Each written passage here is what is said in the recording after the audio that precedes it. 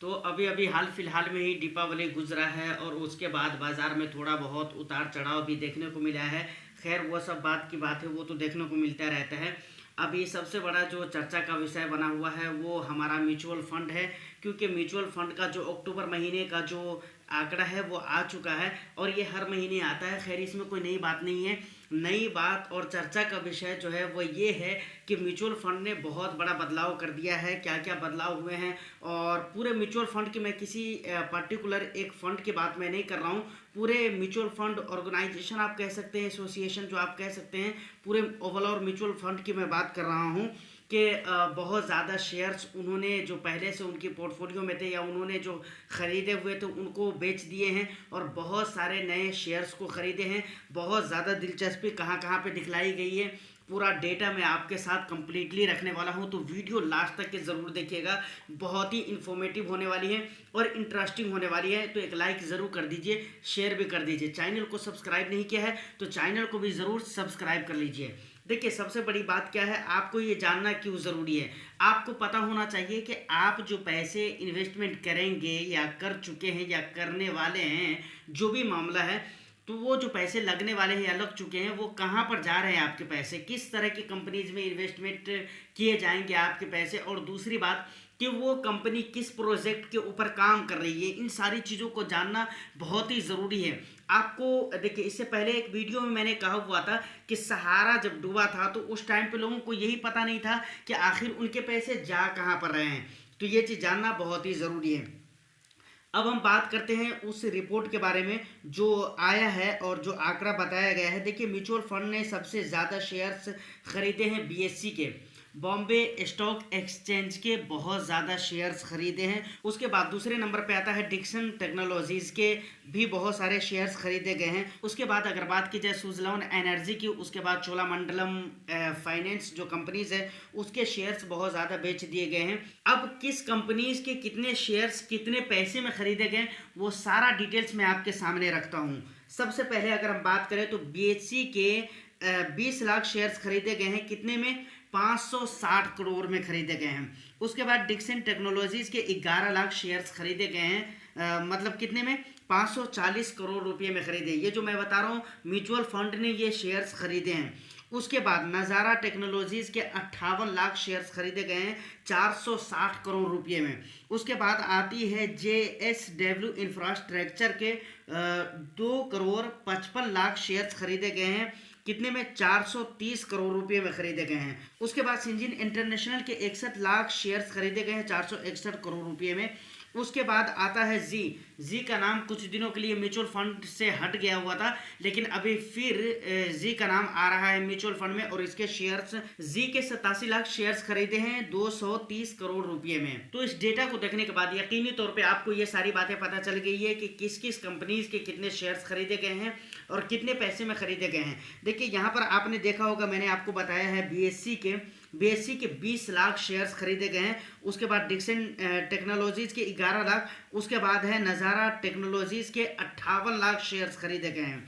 उसके बाद अगर हम बात करें बीएससी के 20 लाख शेयर जो खरीदे गए 560 रुपये के खरीदे गए हैं। उसके बाद 58 लाख शेयर्स जो है नज़ारा टेक्नोलॉजीज़ के 460 करोड़ रुपये में खरीदे गए डिक्सन टेक्नोलॉजीज़ में। आप कह सकते हैं कि ये 3 कंपनीज ऐसी कंपनीज है जहां पर बीएससी तो खैर कंपनीज नहीं है, ये एक अलग चीज़ है। तो यहाँ पर ये 3 जगहों पे बहुत ज़्यादा म्यूचुअल फंड ने अपना इंटरेस्ट दिखलाया है। अब देखिए इंटरेस्ट क्यों दिखलाया है, इन सारी चीज़ों के ऊपर एक अलग रीज़न है कि भाई म्यूचुअल फंड ने किन कंपनियों के शेयर्स बहुत ज़्यादा खरीदे या कम खरीदे, मतलब किन कंपनियों के खरीदे और किन कंपनियों के शेयर्स को बेच दिए। सबके अपने अपने रीज़न हैं, क्यों खरीदे क्यों बेचे इसके अपने रीज़न हैं। आपको देखना यहाँ पर यह चाहिए कि म्यूचुअल फंड ने जो शेयर्स खरीदा है तो आखिर वो किस तरह की कंपनीज है और वो किस प्रोजेक्ट पे काम कर रही हैं।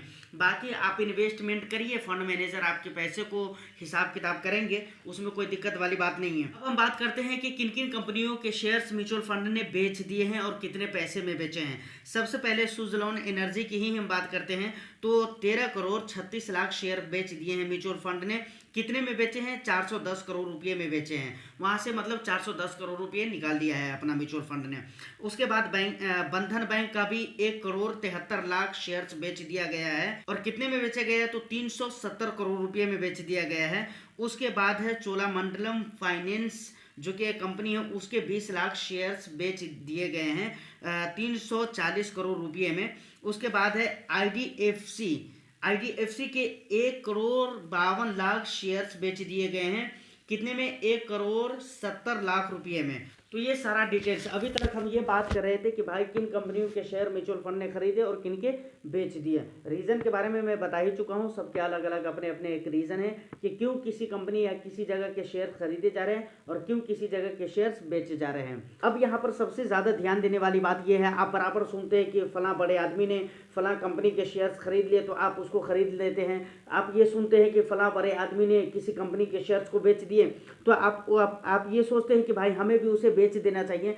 जबकि यहाँ पर फिलहाल की अगर मैं बात करूँ और इस कंडीशन में, फिलहाल की जो कंडीशन है, इस टाइम पे आपको कभी भी कुछ करने की ज़रूरत नहीं है। देखिए ख़ास तौर से जो स्टॉक में, शेयर मार्केट में जो लोग निवेश कर रहे हैं उनको मैं कहना चाहूँगा कि आपको ये चीज़ हरगिज़ नहीं देखना चाहिए कि म्यूचुअल फंड ने किस शेयर्स को ख़रीदा है, किस शेयर्स को बेच दिया है। अगर आप इनके पीछे भागते रहेंगे तो बहुत अच्छा फ़ायदा आपको नहीं मिलने वाला है। दूसरी बात, म्यूचुअल फंड इन्वेस्टर्स जो है उनको ये चीज़ें जानना ज़रूरी इसलिए है, जैसा कि मैं शुरू में बोल चुका हूँ कि आपको पता होना चाहिए कि आपके पैसे किस तरह के स्टॉक में, किस तरह के कंपनीज में लग रहे हैं और वो कंपनीज किस तरह के प्रोजेक्ट पे काम कर रहे हैं। तो ये चीज़ें जानना बहुत ज़रूरी है। अब फंड मैनेजर आपके पैसे को मैनेज करेंगे। यहाँ पर आपको जानकारी के लिए सिर्फ मैंने ये चीज़ बताया है, आपको पर्सनली अपने आप में कोई एक्शन नहीं लेना है। इस पर किसी तरह का कुछ सोचने समझने की ज़रूरत नहीं है। इस पे आपके फंड मैनेजर जिस हिसाब किताब से आपके लिए बेटर होगा वो खुद करेंगे। और ख़ास तौर से यहाँ पे बीएससी के शेयर्स की अगर मैं बात करूँ तो उस पर 6 महीने से बहुत अच्छा मतलब रिस्पॉन्स वगैरह देखने को मिल रहा है